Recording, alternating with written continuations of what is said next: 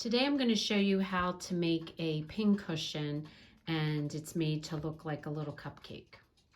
So to get started on this craft, you'll need a ramekin dish. Any small size will do. Some material, and since I'm making it into like a cupcake kind of thing, I went with a bright polka dotted color, and it's a thin, thick, like a dense flannel that I've chosen to use. Some ribbon, a cherry for the top. I've gone to, I found these little red beads, some thread. Now this is the thread that you're going to see, so I've chosen to use yellow, but you could really pull out any of the colors in there and use that. Some more thread that I'll show you, doesn't matter the color, that's what you're going to be pulling this material together with. A long needle, a pair of fabric scissors and a pen, and some ground English walnut shells, which I found this at the pet store. It's what they use for lizards in their bedding. And you could use polyfill, but I prefer to use this in pincushions because it's just what typically pincushions are made out of. So it's easy to find in the pet store. It's about, for this big bag, it was about $10 for the bag. So to get started, you want to measure the inside of your ramekin dish, and mine's about 3.5. You want at least double that, so that would be 7. And I do it just a little bit bigger than that, so I'm going with an 8-inch dish. I'm using my dish as my stencil, and you just want to cut a circle out of your fabric. So at least twice, if not a little bit larger than the circumference of your dish. So hopefully you've had a chance to do a couple of my other crafts, like my Christmas tree or my pumpkins made out of fabric. This is doing the same technique basically, and you're going to want to go in a good amount because I'll show you once we draw it all together. But you're basically going to weave your needle in and out and leave a good amount of room there on the outside, and you're just going to basically do this all the way around the circle until you get back to where you started. Okay, so once you have it gathered all the way around, you don't want to pull it too tight. You want to leave a hole because now you're going to fill this with the walnuts. Keep your needle off to the side because you're then going to pull it completely tight and close it up. So the next step is to fill it with your walnut shell material.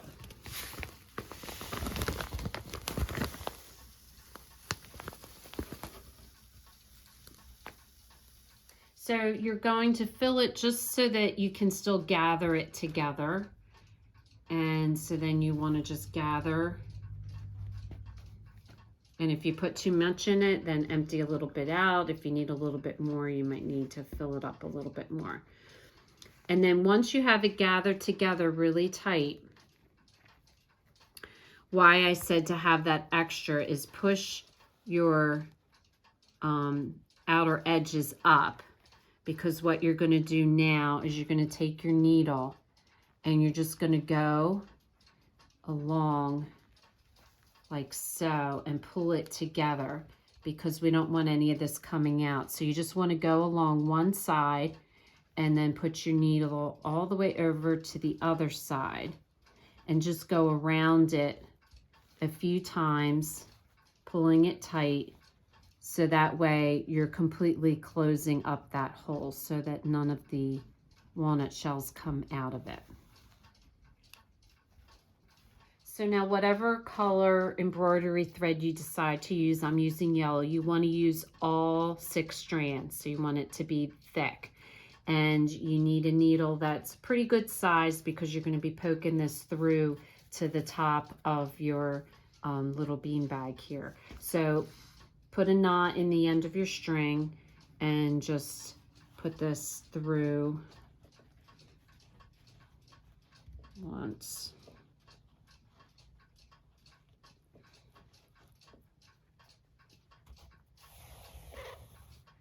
so. Now you're going to put your needle right up the center, and you're going to come up right at the center of your bag at the tops, wherever you think that is, and then pull your needle through.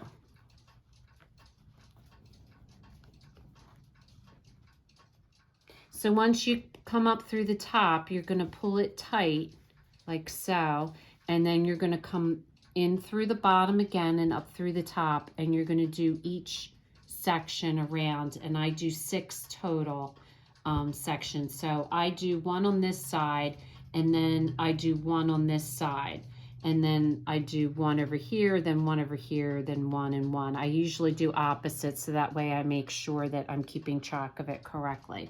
So you're just, again, going to bring your needle down through the bottom and up through the top as close as you can to that other piece of string. So once you're done, this is what it looks like. So they've been divided out, and you just knot it underneath and tie it off. So now we're ready to hot glue. So all you're going to do is run hot glue on the inner side of your dish all the way around, and this is what will secure it to the dish. So just put that in there like so, press it down, and then your ball is going to go right on the top, and that just covers up that little bit. So you're just going to hot glue that and put your ball down like so. So your last step would be to take a piece of ribbon. I suggest using a ribbon that, this is a gross grain ribbon, so it's the same on both sides. And you're just going to tie this round as a decorative finishing touch and just tie it into a bow. And then you just want to trim off your ribbon edges like so. And I just wanted to point out, I bought these dishes in the secondhand store for $1 a piece. So you should be able to find them for just a couple bucks in thrift stores. And they make a really great gift for any sewer that you might know.